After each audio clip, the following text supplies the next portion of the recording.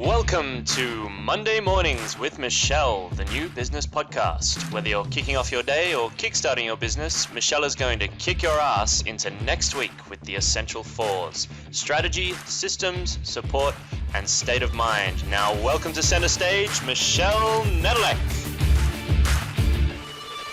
Hello, peeps, and welcome to the show. This is the Business Ownership Podcast. My name is Michelle Nedelec, and I have a most stellar guest for you here today. It is the none other, the incredible Mr. Mark McGraw. And I'm not talking about the actor, the football player, or the other guys you might have Googled on, but I'm talking about the notorious one from Atlanta, Georgia. Everybody in Atlanta knows him. Everybody goes and does his training. So you're going to find out why right now. So welcome, Mark. This is awesome to see you. For those of you who don't know, I haven't seen you in 3 years now? Probably so. Yeah, it's awesome.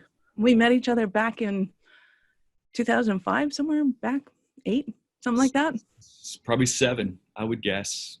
Wouldn't have been 6, but 2007, 2008. So it's nice. It's been a minute, as they say.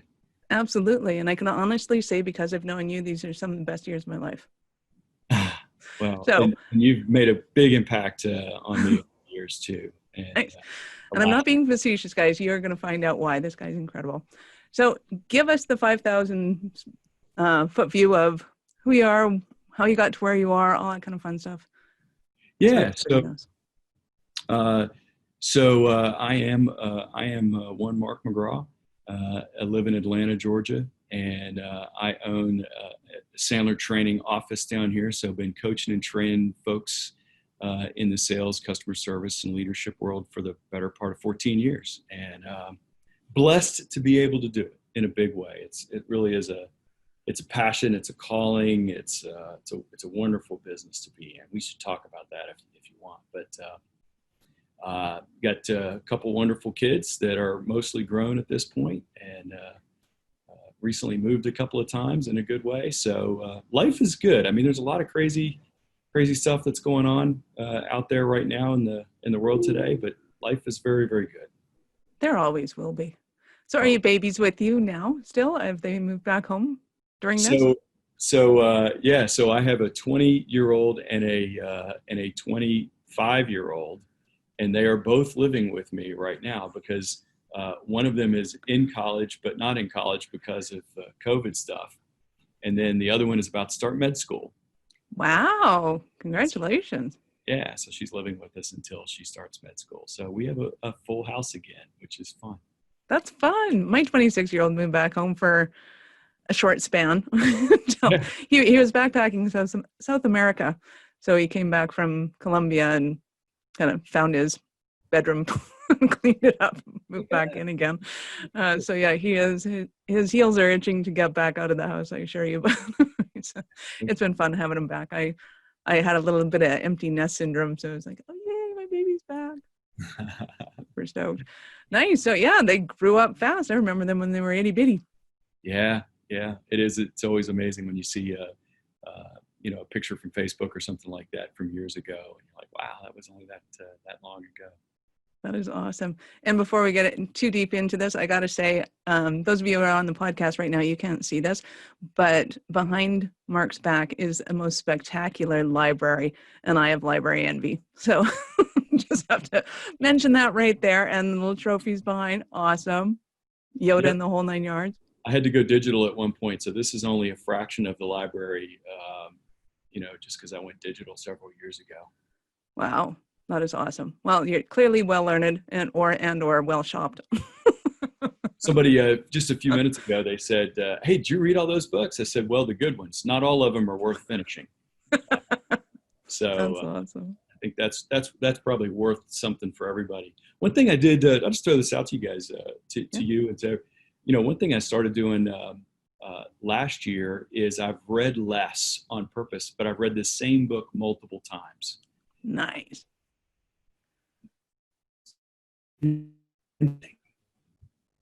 Oh, you froze on us. What was that? No, I said that's been interesting to read the same book. I read one book last year 5 times. Nice. Which one? It was called Atomic Habits by James Clear. Very cool. Yeah. Very cool. I know I've read Think and Grow Rich about 14 times now. Yeah, it's a winner. I think it's I'm sure there's other things you want to bring up, but I think it's interesting to, how many times has someone said, well, have you read this book? And you say yes. And they say, well, what'd you get out of it? You can't think of a thing. Maybe that doesn't happen to you, but that happened to me a lot. And I'm like, this is ridiculous. I'm going to get fewer books into my life, and I'm going to have higher quality books, and I'm going to study them, and I'm going to own them internally as opposed to just going for volume. So anyway. Well, I had the unique experience on that topic. We were sitting down. I was introduced to this incredibly beautiful woman who happens to be Michael Gerber's wife. And she goes to the table of about 10 of us, and, well, have you read the book? And they're all like, oh, yeah. Well, what do you remember of it? And they're all like, I said, what? This is like the Bible of entrepreneurialism. How can you not know this? And I like spewed out the whole book in 5 minutes. And she's like, see, she knows the book. Oh, yeah, I know the E-Myth, let me tell you. So that's my Bible. Yeah, good one to know, no doubt about it. Yeah, I got to get to know them a little bit better, because I was thinking there's a few people that have read my book, The Business Ownership Mindset, and they're like, oh, yeah, it's like the E-Myth. And I'm like, no, it's nothing like the E-Myth, but okay. And then I thought, well, now that I've met his wife, maybe I can get him to endorse the book. That would be awesome. Well, we're rubbing shoulders and all. That's awesome. That is a great habit. So do want to get into all of your wealth of knowledge. And I know that half an hour isn't going to even be the tip of the iceberg on this one. But I got to say that there is, working with you is fantastic in that, and on this same note, I guess, from the books, is you took the information and you internalized it. Like, you didn't just memorize the information, you internalized it and embodied you, and it became part of kind of who you are in the everyday conversations you had, to the point where I think you became completely unconsciously competent. And I'm sure you've had to kind of brush back on some of those skills, but you have probably forgot more about sales and systems and management training and scaling companies than most of us will ever even know in our entire lives. So kind of, if you could distill down into what are some of the most important things about sales and creating a system, creating a business so that you have business ownership. So I think you know what I mean by that, in that you're not just a solopreneur anymore. You're not just an entrepreneur, but you're building a business that could actually run without you. What do you think the most important aspects of sales and sales management are? I think, when you bring that question up, a couple things come to my mind for sure. One is, I think it's interesting that people that are business owners that really adopt that business owner mindset, they really are willing to qualify opportunities and look at things for what they are with respect to the business. And I think that's a big difference when a business owner tries to hire a salesperson, for example. That's something the salesperson often misses. And the business owner can have a walk-away presence or posture about them. And the salespeople sometimes have to learn how to have that. We were talking earlier today about the importance of qualifying opportunities as opposed to just trying to chase everything and talk people into things. And I think the best business owners really do have that mindset with respect to selling, as it were, because a lot of times the best salesperson is the owner of the business in many cases in the entrepreneurial world. And so that's certainly one thing that comes to my mind when I hear you ask that question about business owner mindset and how do you get there. We could talk further about that, though, for sure. Absolutely. That is one of my favorite subjects, is making sure that as a business owner, you know exactly who and what I'm going to call your ideal client. So some people will say your niche, your niche, your whatever.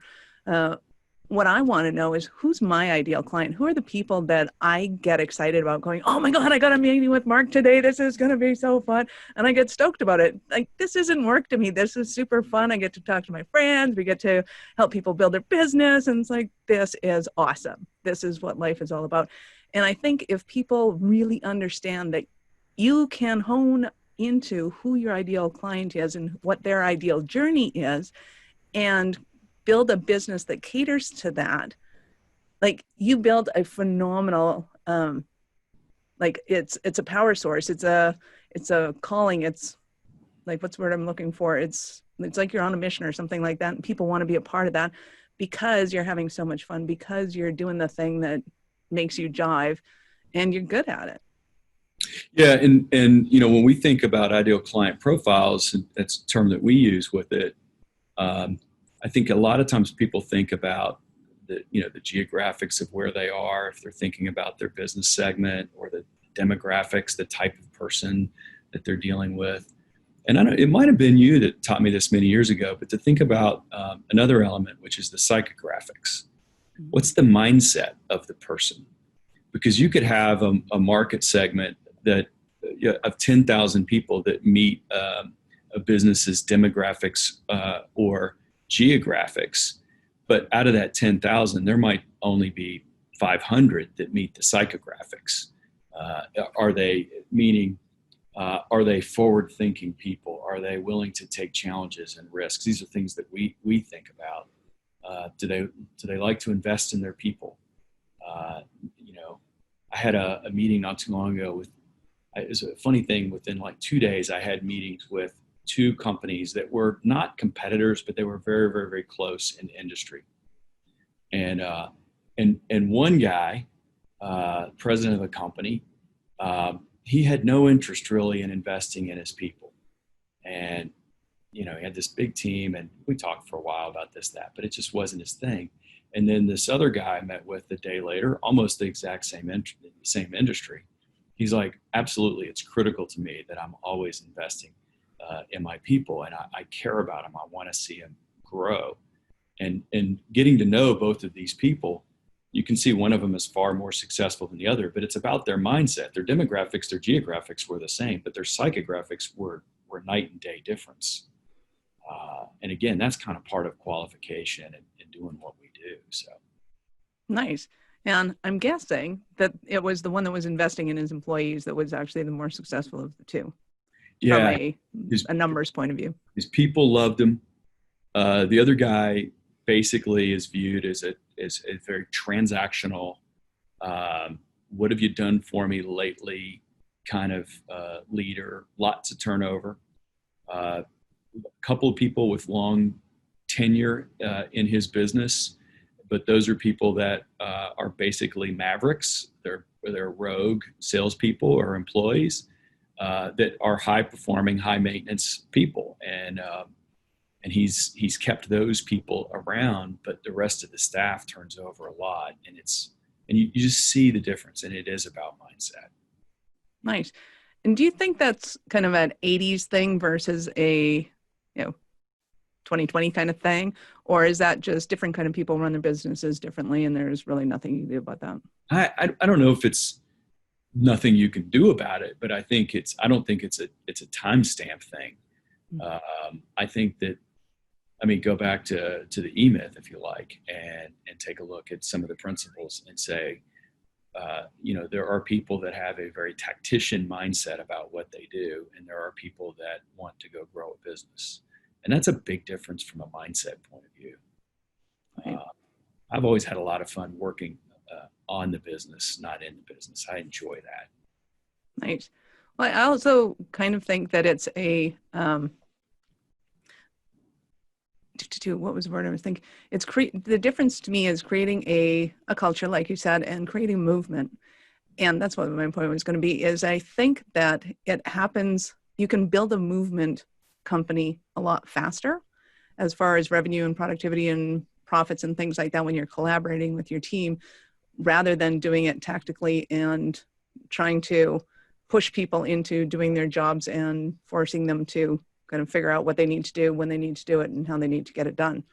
To me, I've seen companies that have, a lot of longevity, but they could have been a lot further, a lot faster, had they kind of let go of the reins, so to speak, and actually started talking to their managers and figuring out, what are their competencies and where do they have fun in their day. And because I think employees, they don't want to be entrepreneurs. They want to be employees, and they want to serve the company. They're loyal to the company. And if they're having fun or they're appreciated in some way, shape, or form, they tend to perform a lot better.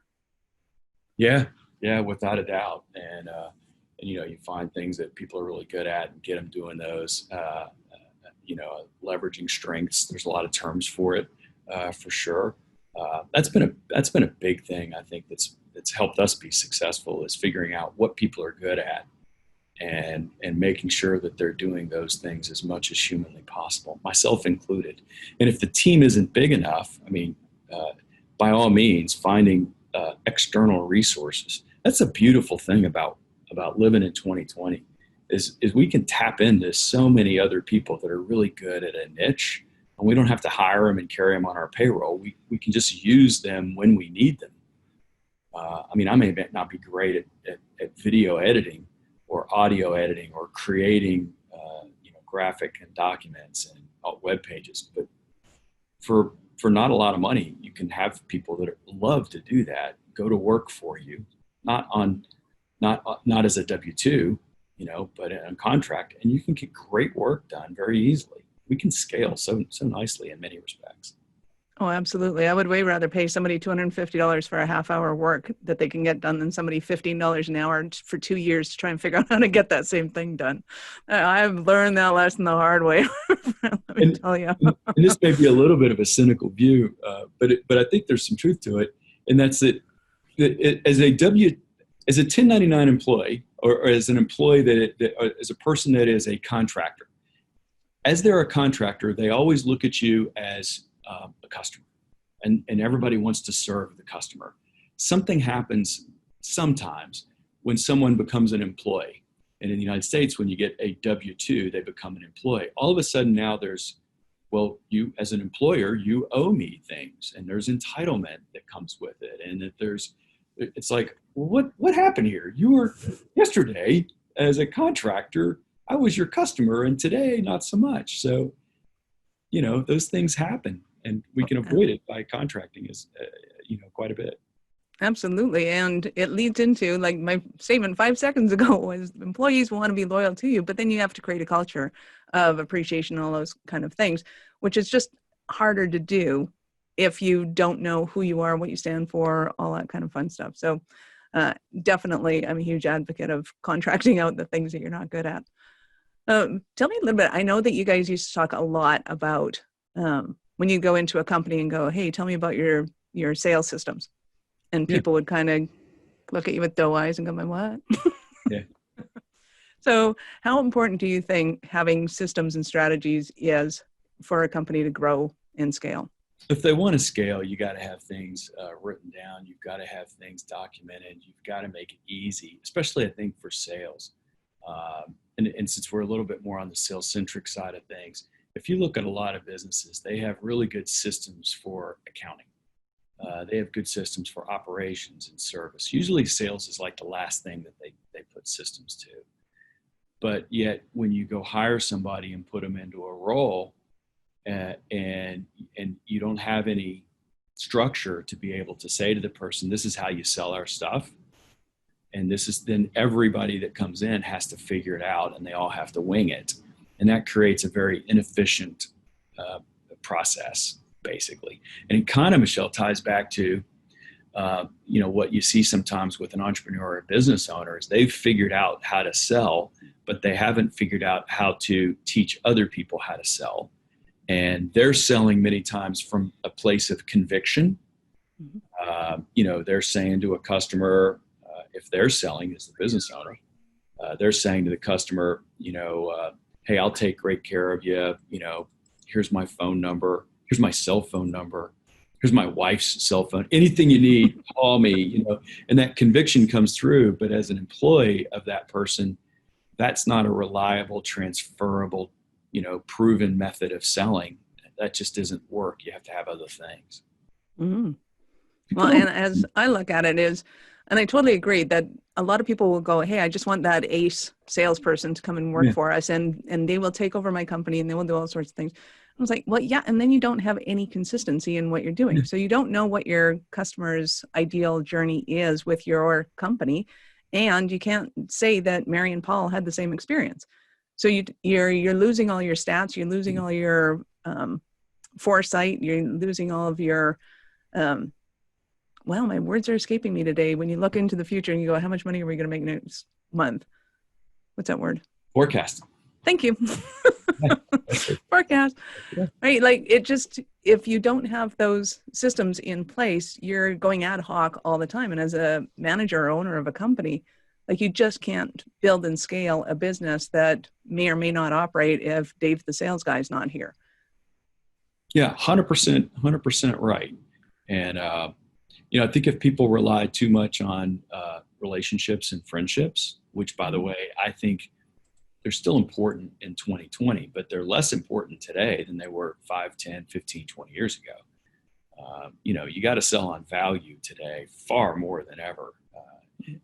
Relationships are useful, but at the end of the day, you got to bring something to the table beyond just going out and making, friends and making nice with people. And so, those are all actually pretty documentable questions and processes and steps that a business owner, an entrepreneur can get written down and say, here's our best practices in the life journey of a customer to get from hello to cha-ching, and meaning the sale is made. And those things can be documented and laid out in terms of best practices. I've seen people do that, and basically it's, 6 lines on a piece of paper, and I've seen 600-page manuals and everything in between. And so I think people get hung up in terms of how difficult it needs to be. Absolutely. Totally agree. So tell us a bit about kind of what you do. What do you do for people? How do you kind of, how do you do what you do? How do we do what we do? That's not an open-ended question, is it? Yeah. So sure. So from a people look at what we do and they say, okay, sales training, and I guess that there's truth to that. But really, we teach people how to have good, repeatable systems for selling, and what we do that by is more of an ongoing coaching training process rather than a 2-day program or event. And I think no matter what a business owner or an entrepreneur is working on or a manager is working on, you have events and you have processes.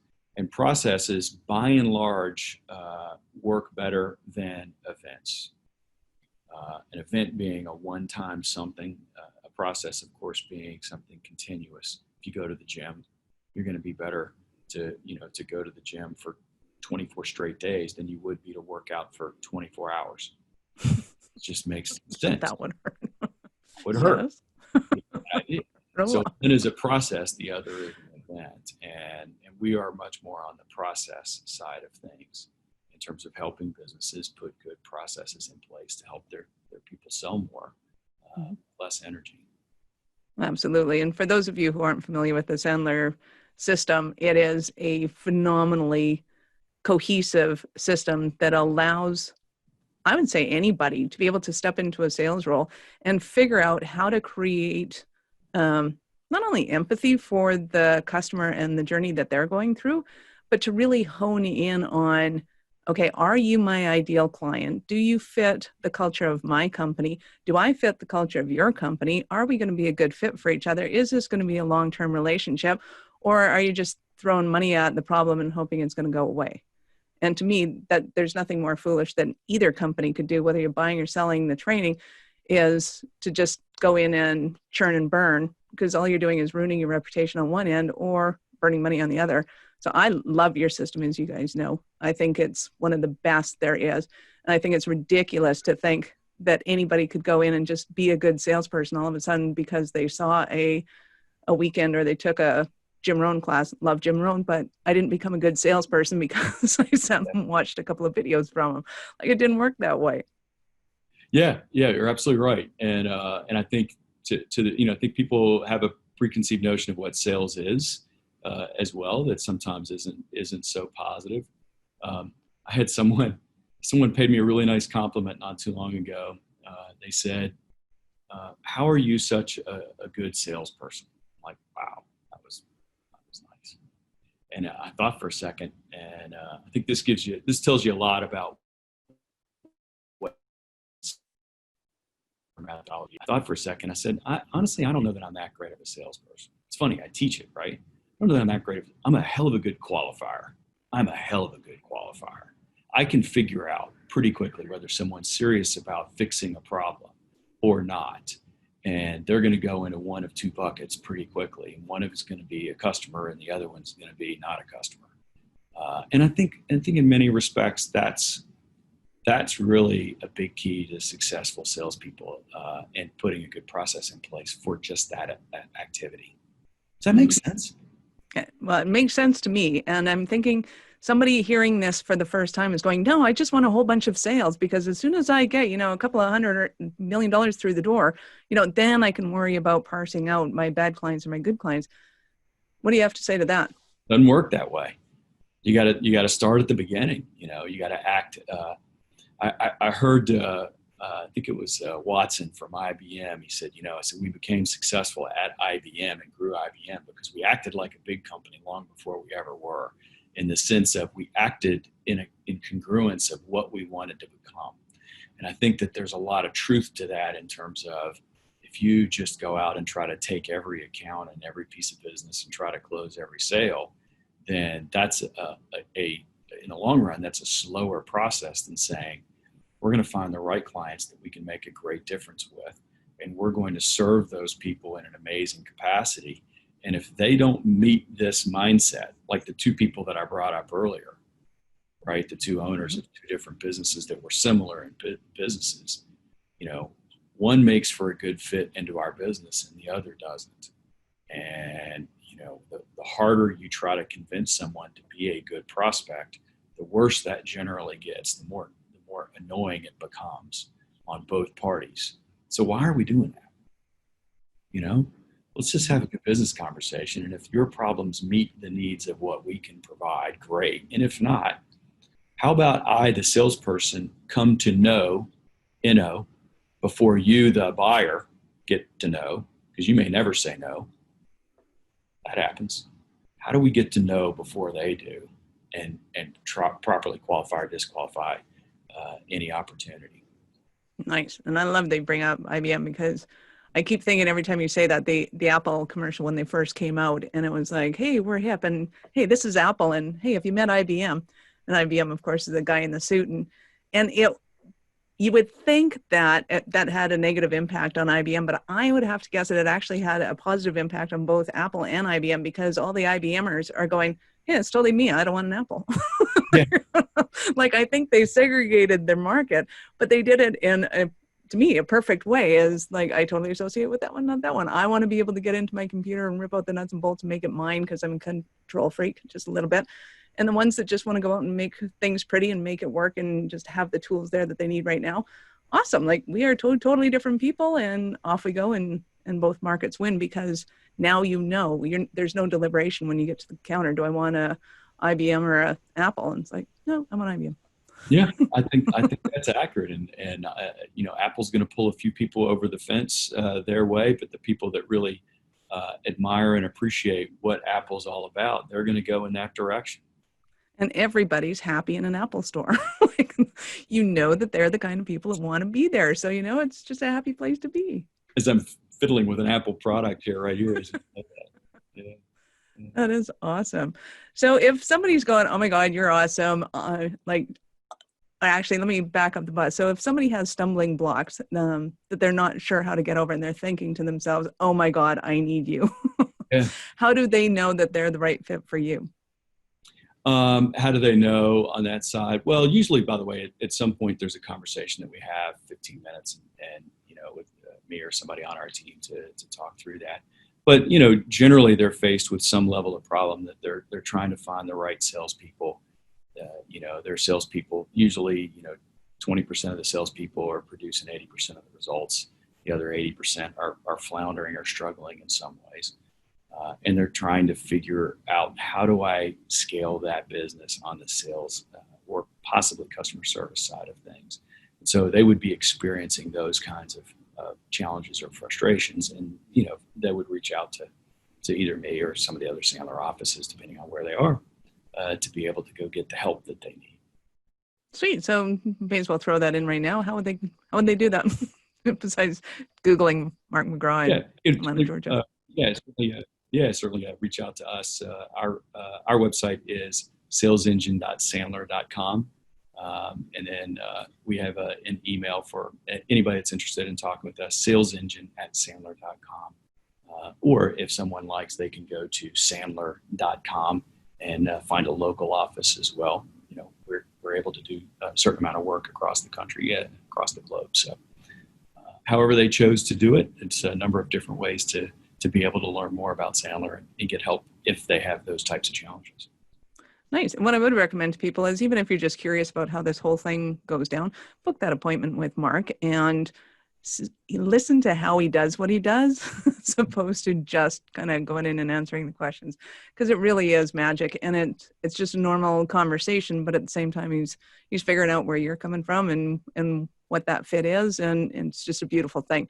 So if you're a big enough company and you're going global, he can help you out with that one. If you're a niche market somewhere in a local geographical area, he can still help you.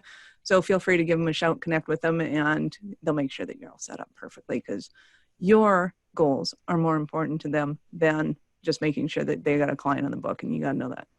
Hugely important. Awesome. So I think I've asked you that. So let me ask you this. At what point in your life did you know that you were a special kind of crazy enough to think that you were going to become a successful entrepreneur as opposed to being an employee?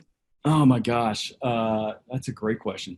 At one point in my corporate America days, I got really tired of other people telling me what to do. And I said, I can't do this. I can't continue to do this for the rest of my life. And I really remember, a pivotal moment for me, where I remember talking to my wife in the kitchen one day, just in a moment of frustration. And I said, you know, people say you can't have it all. Well, damn it, I want it all. Nice. You know? Like that. Yes. They can have that belief, but I'm not going to have that belief. And my wife had more confidence in me and my ability to go do it than I did early on. So she was really supportive to me in that endeavor. And that's really cool to have good people around you. But for me, it's really a matter of wanting to do my own thing and take control and have the freedom that comes to, at the end of the day, you have to make it or break it on your own. And no one's going to tell you what to do or how to go do it, which is both a blessing and a curse, is it not? Yes, it is. At the end of the day, if it doesn't go well, you by and large have only one person to blame or one person to look to from an accountability point of view, and that's yourself. Mm-hmm. And I like that. I mean, I think it's interesting that business ownership and entrepreneurship is not right for everybody, and not everybody should do it. It's not meant for every human being. But boy, it's sad when it is right for them and they don't do it. Yes, absolutely. Which is why I'm a huge advocate of that special kind of crazy. And whether nobody is agreeing with you or not, just, fuel that fire and know that just follow your gut. And if you're thinking, oh my God, everything I screw up is my fault, to me, that is awesome, because if it's your fault, you get to fix it. So it's like, great. Where do we start? Rock and roll. Let's go. Awesome. It has been an unbelievable pleasure to get to talk to you again. We have to do this a little more often than once every 8 years. Go ahead. Any final words you'd like to give people before we sign off? Well, really, I owe you a lot of thanks. I really do. You've taught me so many years that I've kept in the work that we've done together. A couple things that are just huge for me: how to forgive people. I mean, I think that's just remarkable process to let go and forgive. And that's been huge for me. You said something to me one time too. You said many things to me over the years, but you said, if you want to know what you value in life, go look at either your checkbook or your calendar. And I found that to be very, very, very true. And so there's just a ton of things that you have done for me over the years, and the impact that you've made on me over the years is far greater than you probably have an idea of. So I appreciate all that you've done for me, and look forward to remaining friends for a long time. Excellent. Well, thank you. And likewise, you have done more for me than I can possibly explain. You were the seed that got me into the idea of going into franchises and coaching with them. So I I get to blame my entire success on you. Go right ahead. Awesome. I love it. Thank you. And we will definitely do this again. Indeed. I will make sure that anybody who's listening, if you're listening out to it on certain stations, things like that, we'll make sure that you have a link to Mark and his team. If you're listening to this somewhere that there is no links, go to awarenessstrategies.com/blog, and we'll have the notes there and all the connections as well. So this is Michelle Nedelec. Thank you for being with us. If you have any ideas for the show or you'd like to be a guest on the show, please email me at michelle@awarenessstrategies.com or connect with me on LinkedIn and Facebook. I would love to hear from you. Thank you and have an awesome week. Thank you for listening to our show. I am all about being a resource center for entrepreneurs to give them the information and the support they need to make it in business. As such, I have Taking Your Business Digital Q&A every Wednesday at 2 p.m. Mountain. To register for that, go to awarenessstrategies.com/digital. That's DIGITAL. I look forward to meeting you and actually finding out how you are. So see you on the flip side.